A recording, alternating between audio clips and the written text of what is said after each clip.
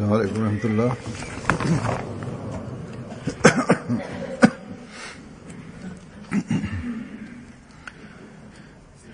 اشہد ان لا الہ الا اللہ وحدہ لا شریک لہ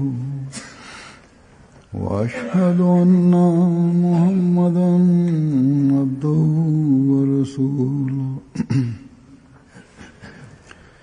اما بعد فاعوذ باللہ من الشیطان الرجیم. بسم اللہ الرحمن الرحیم. الحمد للہ رب العالمین الرحمن الرحیم مالک یوم الدین. ایاک نعبد وایاک نستعین. اهدنا الصراط المستقیم صراط الذین انعمت علیہم غیر المغضوب علیہم ولا الضالین. یا ایھا الذین یا ایھا الذین آمنوا اطیعوا اللہ واطیعوا الرسول وأولی الأمر منکم وإن تنازعتم في شيء فردوه إلى الله والرسول إن كنتم تؤمنون بالله واليوم الآخر ذلك خير وأحسن تأويلا. اے وہ لوگ ان کنتم تؤمنون باللہ والیوم الآخر اور رسول کی اطاعت کرو اور اپنے حکام کی بھی، اور اگر تم کسی معاملہ میں ذالک خیر و احسن تأویلا، ایسے معاملے اللہ اور رسول کی طرف لوٹا دیا کرو اگر فی الحقیقت تم ey iman edenler اللہ پر اور یوم آخر Allah'a ve peygambere itaat edin ve ulul amre itaat edin. اور انجام کے لحاظ Yani başınızdaki hakimlere ve eğer siz herhangi bir meselede ulul amre ihtilaf ederseniz bunu Allah ve peygambere döndürün. Eğer siz Allah ve ahiret gününe inanıyorsanız نمایاں کرو. bu sonunuz için çok iyidir, çok hayırlıdır. Bu ayet-i kerimede اللہ کی اطاعت ہو، gerçek bir mümin için اللہ کے رسول کی اطاعت ہو، bir prensip, bir usul ortaya konmuştur. اگر حکومت اللہ تعالیٰ O اور اس کے رسول itaat güzelliğini, vasfını کے خلاف کوئی حکم دے، ortaya koymak zorundadır. بہرحال İster Allah'a ve peygambere itaat olsun, isterse hükümete itaat olsun. اگر مذہبی معاملات میں دخل اندازی نہیں ہے Eğer پھر حکام چاہے hükümet Allah ve peygamberin bir apaçık emrine karşı bir şey söylüyorsa, حضرت مسیح موعود علیہ السلام o zaman Allah ve peygamberin emri daha tercih edilecektir. کہ اطیعوا اللہ و اطیعوا الرسول Ama eğer o dine karışmıyorsa, اولی الامر منکم. اب اولی الامر کی اطاعت کا صاف حکم ہے. o zaman hükümet ister Müslüman olsun, ister gayrimüslim onlara itaat edilecektir. میں داخل نہیں تو یہ Hazreti Badl-i Mesih Aleyhisselam şöyle der: Kur'an-ı Kerim buyurmaktadır: Atiullah ve atiur Resulah ve ulul emri minkum. Bakın ulul emre itaat hep apaçık emir edilmiştir. इशारतुन नस के तौर पर Eğer birisi hükümet ulul emre dahil değil diyorsa yanlıştır. कि गवर्नमेंट की इताअत करनी चाहिए, यानी साफ तौर पर जाहिर है कुरान करीम से बड़ा वाज़ेह है। Devletin şeriyete uygun söylediği her şeye और ये ulul emre dahildir. कि गवर्नमेंट की इताअत भी करनी चाहिए। İşaretun nas olarak बस Kur'an-ı Kerim'den anlaşılıyor ki माने के हकम और अदल ने वाज़ेह hükümete ve devlete itaat edilecektir. खुदा ताला İşaretun nas yani apaçık anlaşılan bir emir. के हुक्मों की नफी Yani करने वाले अहकामात bu ayette işaret bulunmaktadır ki devlete itaat edilecektir. दुनियावी अहकामात में Bundan dolayı एक मोमिन का काम है कि वो मुकम्मल bu devrin hakkımı ve adlı olan yani vadil Mesih Aleyhisselam अगर ये सुनहरी असूल इस वक्त के मुसलमान भी अपना लें कि हुकूमत वक्त से लड़ना नहीं है, तो बहुत diyor ki vadil Mesih Aleyhisselam açıkça diyor ki बात की सूरत हाल है। Allah ve peygamberin emirlerine ters olan diğer bütün ters olanlar hariç bütün emirlerde devlete itaat edilecek. पढ़े बगैर İşte eğer bu devir Müslümanlar bu prensibi sahip çıksalar का कितना कसूर है, birçok ülkede fitne ve fesat ortadan kalkar. हद तक मुतासर हो रही है। Büyük ölçüde kalkar bu fesat ve fitne. हज़रत मसीह अलैहिस्सलाम का Kısacası एक इक्तिबास आपके साथ ben काफी bu लंबा इक्तिबास है। tartışmaya girmeden hükümet ne kadar sorumlu bu işlerden kim ne kadar kimin devletin suçu ne kadardır halkın suçu ne kadar ben buna hiç girmeden में इताअत के किरदार वगैरह पहलुओं को अपने अंदर समेट Mesih Aleyhisselam'ın bir kitabından bir alıntı size okuyacağım. इस बात का सही O burada itaatin seviyesinden bahseder. और दुनिया को दिखा सकते हैं Ve İslamiyet'in yerleşinde itaatin ne kadar büyük rolü olduğunu anlatmaktadır. किस तरह कायम किया जा सकता है। Bu devirde हाल अपनी अपनी नमूने Ahmediler अपने ancak Ahmediler bunu tam olarak gösterebilirler मसीह अलैहिस्सलाम itaat seviyesini.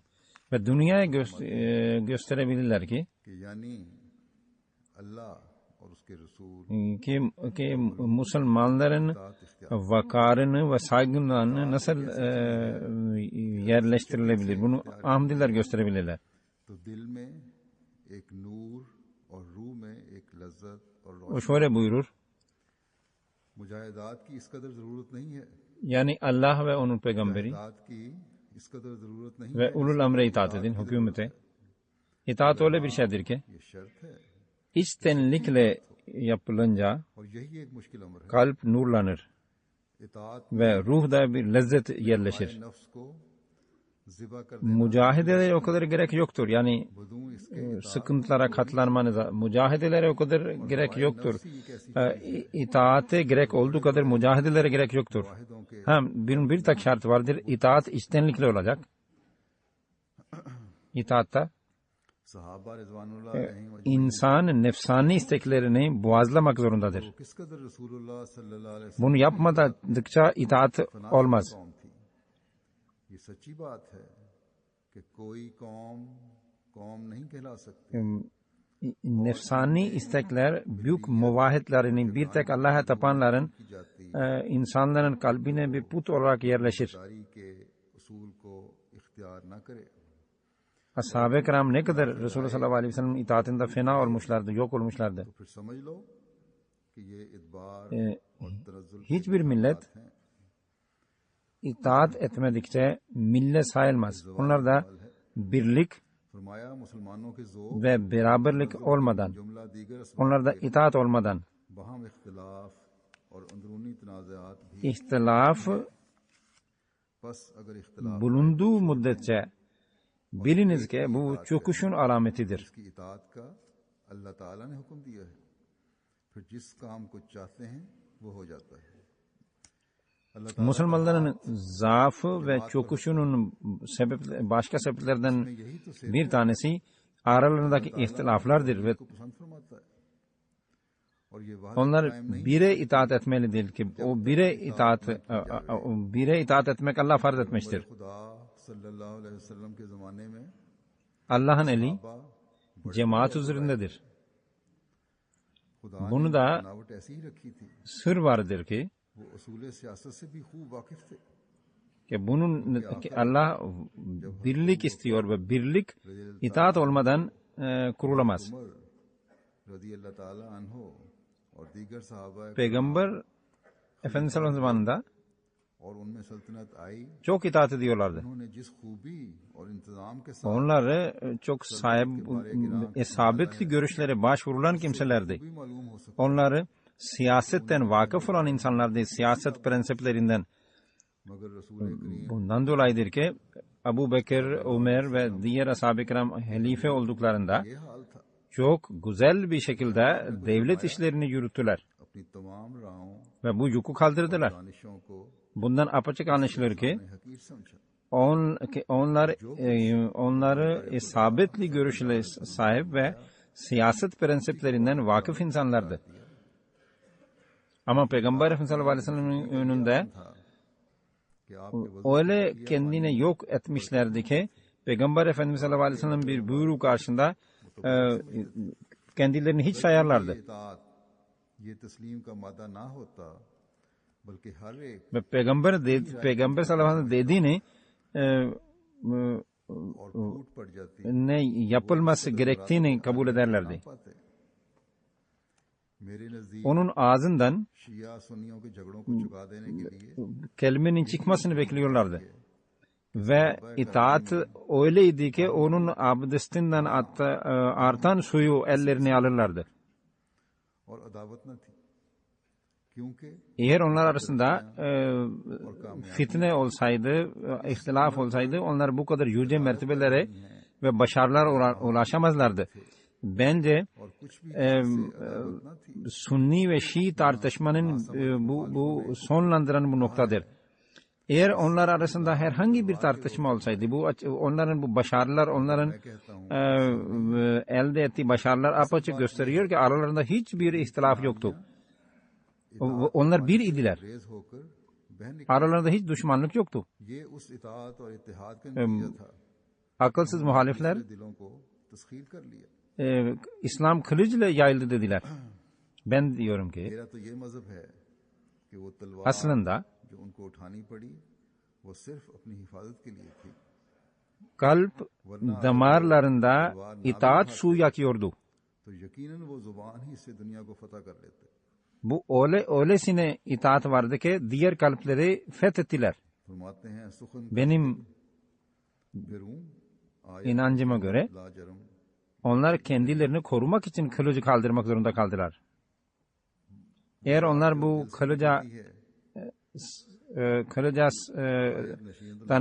kılıç kaldırmasalardı kendi dilleriyle जरूर असर करते, dünya fethedeceklerdi, दिल पे जरूर असर करते। edebilirlerdi. फरमाते हैं उन्होंने एक सदाकत और हक को कबूल किया था, और Çünkü kalpten çıkan söz insanlar etkiler. तकल्लुफ और नुमाइश न थी, उनका सिद्क ही Kalpten içtenlikle çıkan bir söz karşındakini başka kalplere etkiler.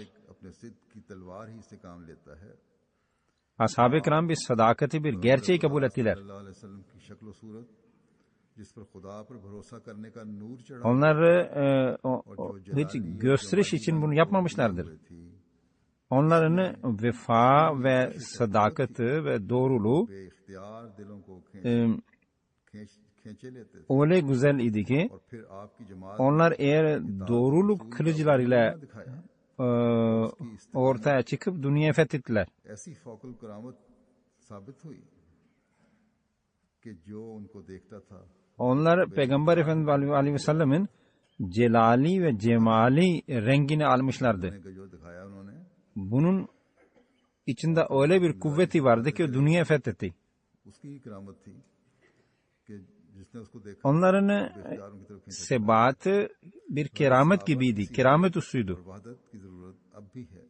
Onları gören herkes kendini tutamayarak onlara koşup gelirdi. तैयार हो रही है, उसी जमात के साथ शामिल Onları sebatlı bir şekilde ने तैयार की थी, और चूंकि जमात sebatli bir şekilde itaati gösterdiler. इसलिए तुम जो मसीह मौत की जमात İşte ashab-ı kiram gibi birlik olmaya ihtiyaç vardır. दूर रखते हो अपने अंदर सहाबा İşte Mesih-i Maud'un इताअत हो तो ile 50 üzerinde hazırlanan bu cemaat, वैसी गरज हर रंग İşte में, हर सूरत में Peygamber Efendimiz sallallahu aleyhi ve sellem ashabı rengiyle renklenmeli. इस एक इक्तिबास में Siz Mesih-i Maud aleyhisselam cemaati denilen insanlar ashab-ı kiram आप ile buluşmaya arzusundasınız. इजाज़त फरमा दी Bundan dolayı कि जैसा कि पहले बयान हो चुका है her ne olursa olsun onlara rengiyle renklenin. और अल्लाह ताला के रसूल की इताअत करो और फिर उलुल अम्र यानी अपने सरदारों हुकूमत İşte की इताअत करो. bu yazda vaad eden Mesih birçok şey anlatmıştır. Birincisi और निज़ाम जमात भी आ जाता है. Allah'a itaat edin. की इताअत तो इन दोनों से Peygamberine itaat edin. क्योंकि खिलाफत अल्लाह और उसके Bundan sonra जमात ulul amr yani başındakilerinize itaat edin. और निज़ाम जमात खिलाफत के Bunun içinde hem devlet sistemi vardır और ये खिलाफत की खूब hem cemaatin nizamı vardır. के बाद Bu içermektedir her ikisini bu. अगर निज़ाम जमात को Ve hilafet bunlar her ikisinin ustudur. Çünkü o Allah ve peygamberin जमात emirlerini yerleştirmek içindir. Ve nizami cemaat hilafete tabidir. ये उसके Bu hilafetin güzelliğidir ki यहाँ ये भी bazen nizam yürütenler ve diğerler arasında bir anlaşmazlık olunca, उससे भी ऊपर है तो किसी किस्म की गलतफहमी नहीं होनी चाहिए. bir problem olunca हर वक्त मुल्की hilife onu güzel bir şekilde çözer. Biliniz ki मुल्की कवानीन की सबसे ज्यादा पाबंदी करता है. ben demin dedim करने वाला है और करवाने वाला है. हज़रत मसीह hilafete itaat जगह फरमाते हैं hükümetten ustudur, devlet ustudur. Bu bir yanlış bir şey neden olmamalı. Anlaşılmasına neden olmamalı. जुबान है. बस हुकूमत के दुनियावी निज़ाम के अंदर Halife ülke itaatını, ülke kanunlarına en çok uyar ve insanların uymalarını sağlar. कि इस रूहानी निज़ाम का हम हिस्सा है और इमाम ज़मान Vadlan meselesi diyor ki ulul amr fiziksel olarak, maddi olarak kraldır ve manevi olarak da imamuz zamandır, zamanın imamdır. की हुकूमत दिलों में कायम करने के लिए İşte biz öyle şanslı kimseleriz ki biz bu manevi nizamın bir parçasıyız. अल्लाह ताला और उसके रसूल के हुक्म के मुताबिक फैसला करते हैं. İşte bu nizamın devamını sağlamak için Allah hilafet nizamını kurmuştur. कि खिलाफत का निज़ाम हम पे जारी है वरना अल्लाह ताला Halife और उसके रसूल की तरफ लौटाने के बारे में bu nizamın yerleşmesi için çabalar फिरकों और फुक़हा ve bir ihtilaf söz konusu olunca Allah ve peygamberin emrine göre karar verir. तफसीरें हैं Bu Allah'ın lütfudur ki और जो ऐसी हैं जो बाज जो मामलों को सुलझाने के बजाय o bize वाली हैं और उलझा सकती हैं. hilafet nizam nasip eyledi. मुझे वक्त के साथ मामला Yoksa diğer Müslümanlara baktığımız zaman onların mesleği ihtilaf olduğunda mesleği Allah ve peygambere için Allah ve peygambere başvurun denilme konusunda çok ilginç onların tuhaf ictihatlar vardır, kararlar vardır. Ahmadi जितना भी शुक्र करें वो कम है और इस शुक्र का इजहार खिलाफत की मुकम्मल इताअत से ही हो सकता İşte onların ictihatlar birçok sorun, devletlerle birçok soruna neden olabilir. है और ये बड़ी अहम बात है. İşte gerçek ictihat ve karar hilafete tabi olmak suretiyle yapılabilir. और रूह में एक लज्जत और रोशनी आती है. İşte bunun için Allah'a इससे मुराद ne kadar şükür etsek azdır निज़ाम की इताअत. ve bu şükür itaatte bu şükür hakkını ancak itaatte ilerlemek suretiyle insan gösterebilir. कि क्या दिल में नूर Masih Muhammed diyor ki itaat neticesinde kalpte bir nur ve ruha bir lezzet verilir. अगर हर एक İşte bu hangi nizama itaat? Manevi nizama itaat edince bu iki nimet verilir. कितनी है। İşte herkesin için bu bir ölçüdür. अल्लाह ताला की Kendi itaatisini ölçmek için bu bir ölçüdür. और किस कदर Acaba itaat iddiasında olanın kalbi nurlandı mı ve ruhu lezzete kavuştu mu? उसके रसूल की इताअत के बाद कोई नूर हासिल नहीं होता, तो आपने फरमाया इसका कोई फायदा नहीं। Bundan herkes anlayacak. Herkes इताअत से kendi kendine anlar. Ne kadar itaat ettiğinden, itaatin hangi seviyesinde olduğunu herkes rahat anlar. लज्जत रूहानी निज़ाम की इताअत Nizam-ı hilafete ne kadar tabi olduğunu insan kendinden anlar. अपने Eğer birisinin kalbi nurlanmıyorsa ve ruh lezzete kavuşmuyorsa कि मुजाहिद o onun itaat değildir. जितनी इताअत की है Devlete itaatinde işte insan barış elde eder. इताअत नहीं Ancak manvi को nizama itaat edince और रोशनी मिल सकती है। kalp nurlanır ve ruh ve lezzet nasip edilir. बस जो लोग Bunun için vaadilerin Mesih Aleyhisselatü Vesselam demiştir ki और इबादतों पर mücahidelere, sıkıntılara katlanmana o kadar gerek yoktur. Asıl gerek itaat göstermektir. Asıl gerekli olan. मयार हासिल करने के लिए एक अहम बात आपने ये बयान फरमाई, İşte kendi ibadetleriyle, इताअत में namazlarıyla नफ्स को gurur duyan, böbürlenenler, तकब्बुर को मारना होगा, अपनी अनानियत पर eğer onlarda itaat yoksa Allah'ın lütuflerine nail olamazlar. ख्वाहिशात को अल्लाह ताला और उसके रसूल सल्लल्लाहु अलैहि वसल्लम की मर्जी के मुवाफिक करना होगा, तभी इताअत का मयार हासिल होगा। Vaadilerin Mesih Aleyhisselatü Vesselam diyor ki itaat olunca फरमाते हैं, इसके बगैर इताअत मुमकिन नहीं isteklerinizi boğazlamak zorundasınız, kibirleri कि बड़े kesmek zorundasınız, kibirinizi kesmek zorundasınız, yok etmek zorundasınız. İtaat ancak böyle olur. एक खुदा को मानने वाले हैं। Böyle olunca itaatiniz bir seviyeye kavuşur. अल्लाह ताला की याद Bu olmadan itaat olamaz. बकौल O şöyle buyurur. है,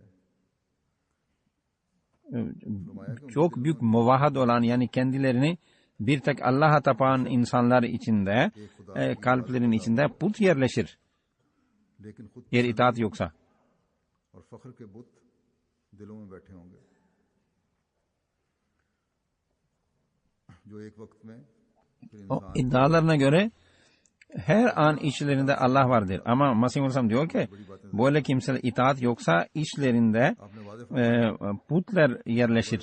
अलैहिम ने सच्ची इताअत के बाद ही İşte onlar içinde kibir ve böbürlenme putları yerleşecektir. तरीन नताइज हासिल किए जो हमारे लिए Böyle insan rahatça itaatin en düşük seviyesinden bile sahip olmaz. Oradan bile çıkar. इताअत किस तरह होनी चाहिए कि तुम्हारे ऊपर अगर हबशी गुलाम भी अमीर मुकर्रर किया जाए तो उसकी भी इताअत करो, बल्कि ये भी फरमाया कि मुनक्किद İşte ashab-ı kiram gerçek itaattan sonra उसकी भी इताअत ibadetin en yük seviyelerine kavuştular. Bizim için örnek olan o seviyelere kavuştular. हज़रत मसीह अलैहिस्सलाम ने Bir hadis vardır. Üzerinize eğer zenci वादे फरमाया hatta kafası hardal tanesi kadar küçük olan zenci dahi üzerinize tayin edilirse ona itaat edin buyurulmuştur. जब तक Demektir ki eğer akıl eksiklik varsa buna rağmen ona itaat edin. इस उसूल को अपनाना ही तरक्की का राज है। Vadil Mesih Aleyhisselam सल्लल्लाहु अलैहि milli ilerlemesini, yükselişini itaate bağlamıştır.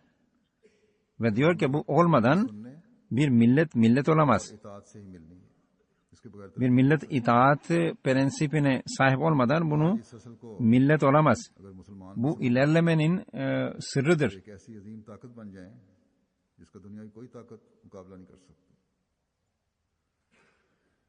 लेकिन हम İlerleme diyor ki ilerleme cemaate bağlamak ve imamın sözünü dinlemekle olur. के मयारों को हासिल करने की कोशिश करनी चाहिए। İşte bu gerçeği Müslümanlar anlaşsalar जमातों के लिए तो dünyanın hiçbir gücü karşılarında duramaz. जाम के लिहाज से Biz Ahmediler. कहा हुआ है और ये तो है ही कि जब इताअत Biz itaatin tam seviyesini yakalamalıyız. जिससे इनकलाब पैदा होगा लेकिन दुनियावी निज़ामों में भी हम देखते हैं Allah-u Teala manvi cemaatlerin, ilahi cemaatlerin sonu için itaatin çok hayırlı olacağını söylemiştir. तारीख में देखते हैं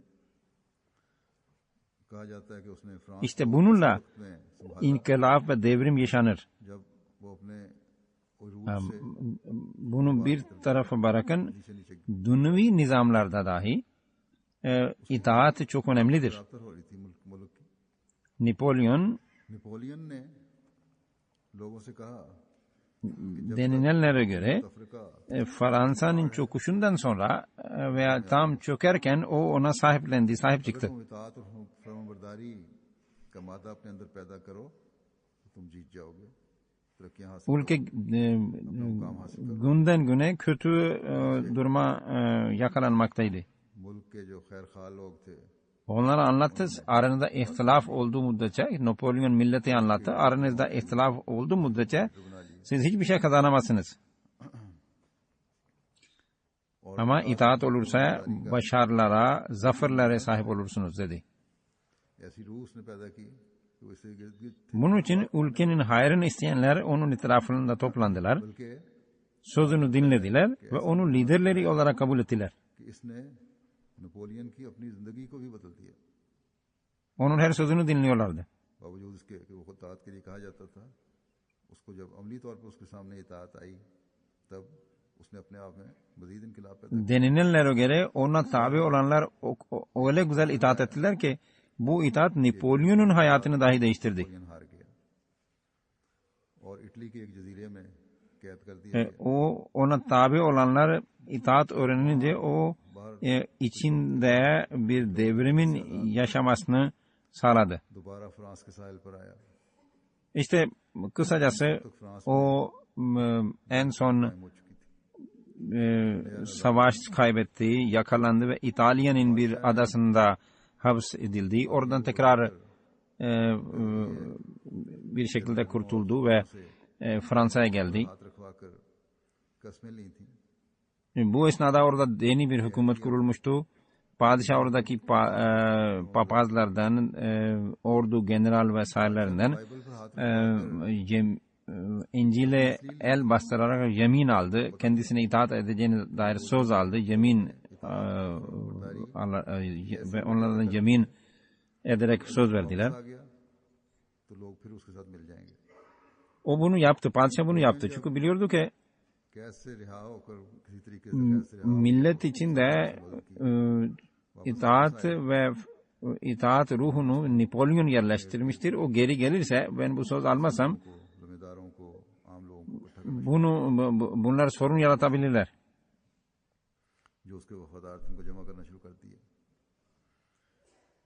वो तजर्बाकार फौजी नहीं थे O Fransa'ya geri döndüğünde Napolyon geri döndüğünde etrafına işte halktan birilerine bazı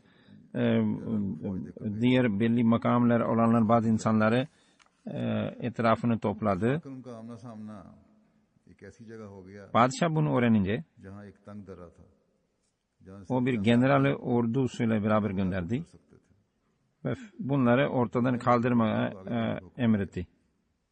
वो आगे बढ़े लेकिन हुकूमत İşte bunları उन्हें गोलियों की çok dar bir geçişte birbirine karşılaştılar.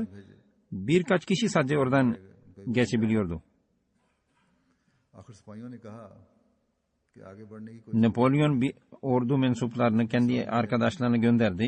और जगह तंग है इधर उधर हम हो नहीं सकते Ama onlar orduyla karşında ordu onları öldürdü. İkinci grup gitti. और नेपोलियन Onlar da öldürüldü. खत्म भी करना है बहरहाल हम हमला पूरी तरह कर नहीं सकते कोई दर्रा छोटा है और मारे जाते हैं Ve onu नेपोलियन खुद ही arkadaşlar anlattılar. तरबियत करके Dediler ki efendim biz orada hiç hareket alanımız çok dardır.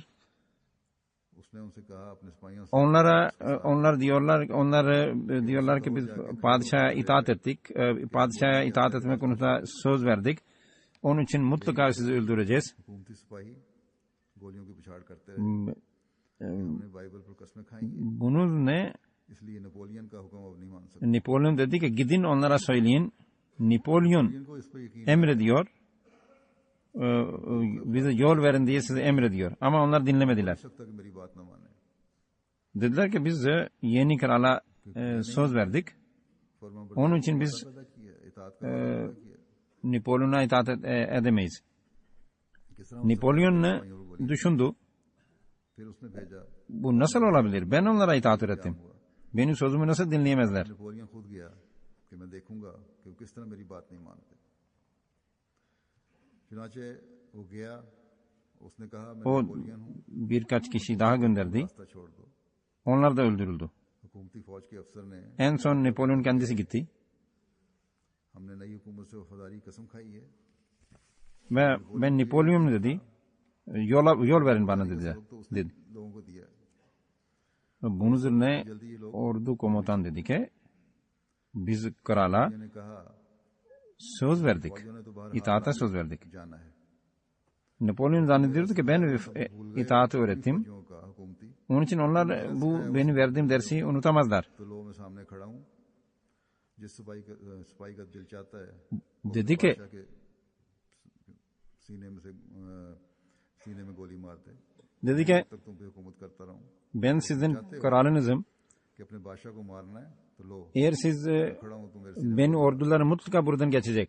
Ama ben burada duruyorum. ये कहा, वो पुराना जज्बा जो था उन सिपाहियों का, Eğer siz फर्माबरदारी का, istiyorsanız gelin बात का नारा लगाया beni öldürün. और दौड़ कर उसके शामिल हो गए। Ben sizin kralınızdım. Ben size bunu öğrettim. उनमें से बाज Bunu duyunca रो रहे थे, o insanların eski günlerini hatırladılar. वो पीछे था, वो फौज का बड़े हिस्से के साथ Duygulandılar वो आगे बढ़ा कि हमला करे, ve लेकिन जब उसके कान में नेपोलियन की आवाज पहुंची कि तुम्हारा बादशाह नेपोलियन तुम्हें बुलाता है, तो वो फौज और general ve Napolyon'a katıldılar gelip जो बात का इकरार था वो भूलकर उसके साथ शामिल हो गए। ve arkada duran ordu o mensuplar Napolyon'a saldırmak için geldiler. Onlar da Napolyon'un aynı sözlerini duyunca onlar da gelip Napolyon'a katıldılar. अफ्रीके को उसने फरमाबरदारी का जज्बा पैदा कर दिया। İşte Napolyon हज़रत मुस्लिम माऊद böylelikle onlar içinde फरमाते हैं, kendisine itaat etmeyi yerleştirdi. खुदा ताला की वो ताईद नहीं थी, Hazreti Musleh Maud radıyallahu teala bu olayı anlatırken der ki bakın Napolyon'un arkasında Allah'ın desteği yoktu. लेकिन बैत करने वालों की तो मुख्तलिफ सूरत होती Ama biat bu itaatı bu şekilde başardı. है। करना है Ama biat edenlerin durumu daha da farklı olmalı. कि दुनियावी अमूर Çünkü biatın manası बरदारी इसका मुकाबला कर ही नहीं सकता।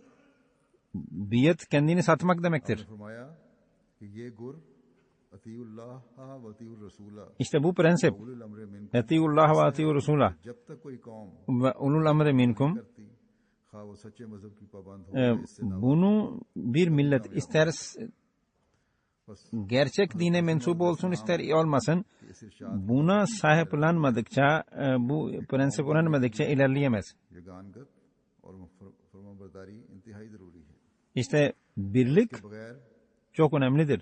गिरावट और तनजुल ही हो Bu olmadıkça में çöküş vardır. कुरान करीम ने भी हमें वादे फरमाया है। Kur'an-ı Kerim'de अल्लाह ताला फरमाता Allah Teala der ki: है कि वातसिमू बिहब्लिल्लाह "Ve tasimu bihablillah cemiya." Allah'ın ipine sımsıkı sarılın. वज़कुरू नेमतल्लाहि अलैकुम Vazkuru nimetallahi aleykum iz kuntum a'dan fa allafa bayna kulubikum fa asbahtum bi nimati ikhwana. बातुम बिनेमतिही इख्वाना वकुंतुम अला Ve kuntum ala şefa hufratin minen nari fa ankazakum minha. वअनकज़कुम मिनहा कज़ालिक युबय्यिनुल्लाहु लकुम आयातिही लअल्लकुम, kazalika yubayyinullahu lakumul ayatihi. अल्लाह की रस्सी को मजबूत Yani Allah'ın ipini sımsıkı sarılın और तफरीका ना करो, ve aranızda ihtilaf etmeyin ऊपर अल्लाह की नेमत को याद करो, ve Allah'ın nimetini hatırlayın. एक दूसरे के दुश्मन थे Siz birbirine düşman idiniz, o size kardeş yaptı. और फिर इसकी नेमत से तुम भाई भाई हो गए, Siz de onun nimetinden dolayı birbirinize kardeş oldunuz. उसने तुम्हें इससे बचा लिया। Siz de ateş kenarı üzerindeydiniz को बयान करता है। ve o sizi bundan korudu. बस ये वादे इरशाद है अल्लाह ताला का, İşte Allah'ın apaçık emridir bu. मुसलमानों की बदकिस्मती Müslümanların इस वादे इरशाद की şanssızlıktır ki bu buyruğu olmasına rağmen onlar ihtilafa düşmüşler. तफरका की इंतहा तक पहुंचे Ve tefrikenin, ihtilafın nihai noktasındadırlar. और इतबार और तनजुल की इंतहाओं को भी इस वजह से छू रहे हैं। Bundan dolayı onlar çöküşün इस्लाम के ज़माने से en son noktasındalar ve nihai noktasındalar. जो थी उस वक्त, जैसा कि आपने फरमाया, अब तो इसकी इंतहा हुई है, Vadl-i Mesih Aleyhisselam ज़माने की निस्बत अब तो bundan bahsetmektedir. Ama şimdi o çöküş हज़रत मसीह अलैहिस्सलाम nihai noktaya vardı. कि अगर इख्तिलाफ राय छोड़ दो Vadl-i Mesih Aleyhisselam dedi ki, और एक की इताअत करो, bir yani Allah'tan gelene itaat ederseniz, क्योंकि इस ज़माने में वो एक जो अल्लाह ताला ने भेजा है yani Allah'tan gönderen bire itaat ederseniz, वो मसीह मऊद ही है, o yani Mesih'e Mevd'a itaat ederseniz, किस तरह हर काम में बरकत। o zaman işlerinizin nasıl bereketlendiğini göreceksiniz. आपने फरमाया कि अल्लाह ताला का हाथ जमात पर होता है, और यही बात हमें Vadl-i Mesih Aleyhisselam ve Resulullah sallallahu aleyhi ve sellem Allah'ın eli cemaat üzerindedir buyurdu. और जब तक ये इबादत कायम नहीं होगी İşte bu birlik kurulmadıkça ना खुदा ताला मिलेगा, ne Allah'a varabiliriz खुदा ताला ne de dünyada ilerleme sağlayabiliriz. तौहीद का सही इदराक भी उन्हें ही होता है जिनमें इबादत होती है। Tevhidi gerçek manada idrak eden, aralarında birliği olanlar kimselerdir. करने की जरूरत है, और वो है जैसा कि बैत के लफ्ज से पता लगता है, बिक जाना। İşte beyt kelimesinden bunu açıklamaktadır. Biyet kelimesi ne demek? İnsanın kendini satması demektir. हज़रत अबू बकर रज़ियल्लाहु अन्हु और हज़रत उमर Hazreti Ebu Bekir, रज़ियल्लाहु अन्हु Hazreti Ömer मिसाल देकर radıyallahu teala anh'ın örneğini söylediği Mesih Muhammed Aleyhisselam कि ये लोग साहिबुल राय ve dedi ki onları isabetli görüşlere sahip idiler. और वक्त आने पर इनकी ये खूबियां उन पर Ve ज़ाहिर हुई, Resulullah sallallahu aleyhi ve sellem sonra zaman geldiğinde तरीक पर उन्होंने onların bu güzelliklerini herkes gördü, onların bu vasıflarını. हज़रत सल्लल्लाहु अलैहि वसल्लम की ज़िंदगी में लगता था Ancak Peygamber Efendimiz sallallahu aleyhi ve sellem karşısında मुकम्मल इताअत और फरमाबरदारी onları bir hiç gibi görünüyorlardı. Tam manasında itaat ediyorlardı. का काम था।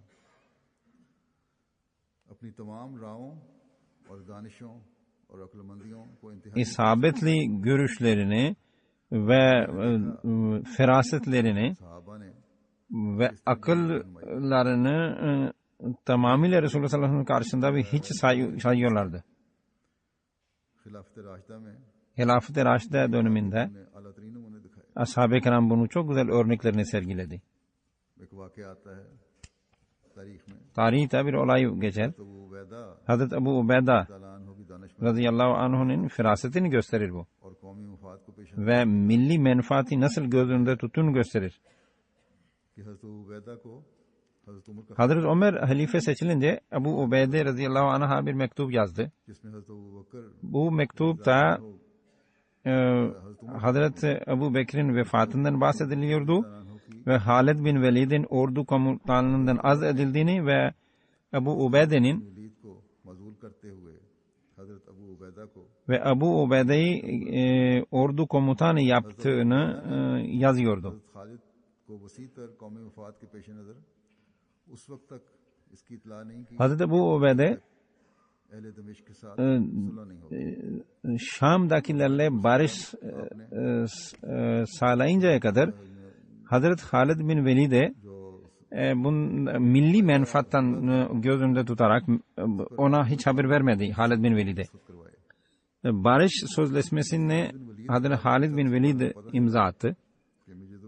Halid bin Velid daha sonra görevden alındı gerçeğini öğrendiğinde geldi ve şikayet etti, dedi ki sen niye bana söylemedin? Bunun üzerine Hazret Ebu Ubeyde onun güzelliklerinden bahsederek bir şeyler söyledi. Ve Hazret Halid bin Velid bakın ne güzel örnek gösterdi. Dedi ki sizin başınıza ümmetin emini getirildi. Yani emin, Hazreti Resulullah sallallahu aleyhi ve sellem Ebu Ubeyde'ye emin diye hitap etmişti. Ve buna mukabil Hazreti Ebu Ubeyde de dedi ki ey Halid sana Resulullah sallallahu aleyhi ve sellem Seyfullah yani Allah'ın kılıcı diye hitap etmiştir. İşte bu itaatin güzel örnekleridir. Bizim cemaatimizde elhamdülillah bazen böyle bazı görevlerden bazı kimseler alınınca genel manada genel olarak çok güzel itaat edilir ama bazı öyle kimseler vardır ki onlar efendim niye ben görevden alındım, benim suçum ne, ben ne yaptım diye soruyorlar ama onlar bu örnekler göz önünde alırlarsa hiç kimsenin aklına böyle sorular gelmez. Biliniz ki bugün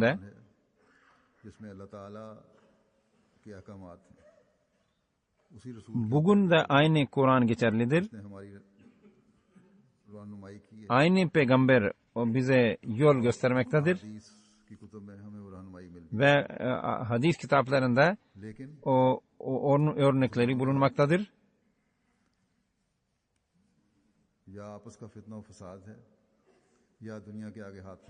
İşte maalesef Müslümanların durumuna gelince aralarında ihtilafı vardır veya dünyaya dilenmektedirler.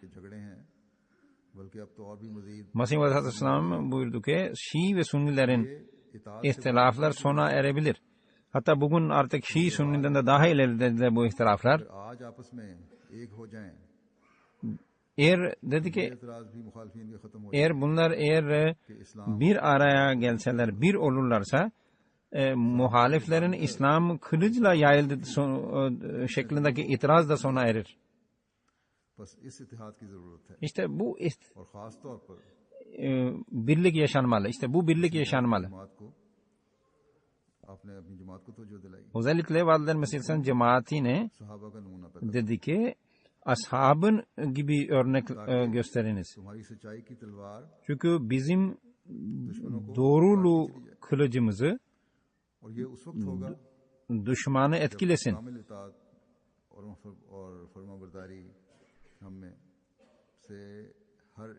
İşte bu ancak her birimiz içinde itaat ve birlik yerleşince bu mucize ve bu hadise gerçekleşebilir.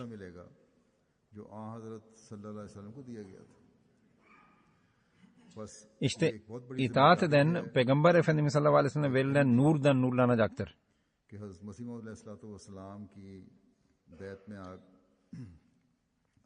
İşte Valideyn Mesih'in biyetine girdikten sonra Atiyullah ve Atiyur Resul ve ulul amri minkum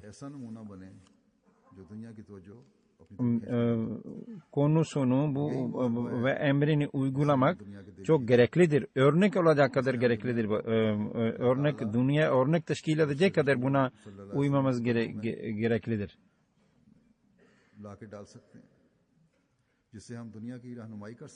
Böyle yapınca biz dünyaya yol gösterebilir. Dünyanın fesat ve fitnelerini yok edebiliriz.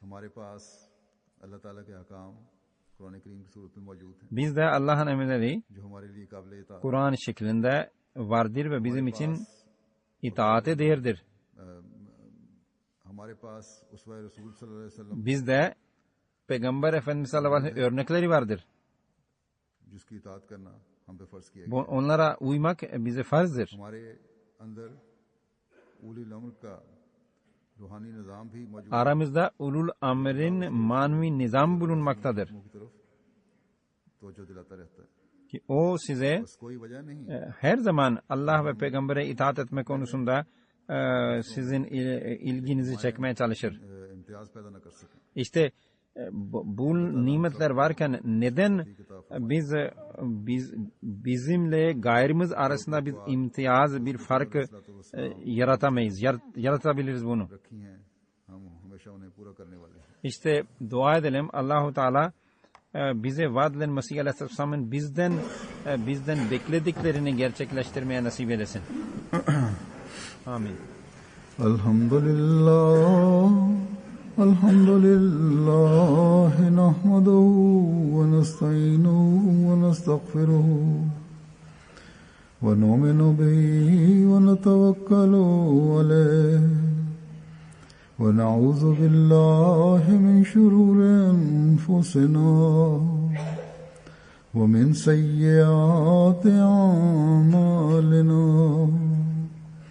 من يهده الله فلا مضل له ومن يضلل فلا هادي له ونشهد أن لا إله إلا الله ونشهد أن محمدا عبده ورسوله. عباد الله رحمكم الله إن الله يأمر بالعدل والإحسان وإيتاء ذي القربى وينهى عن الفحشاء والمنكر والبغي يعظكم لعلكم تذكرون. اذكروا الله يذكركم وادعوه يستجب لكم ولذكر الله أكبر.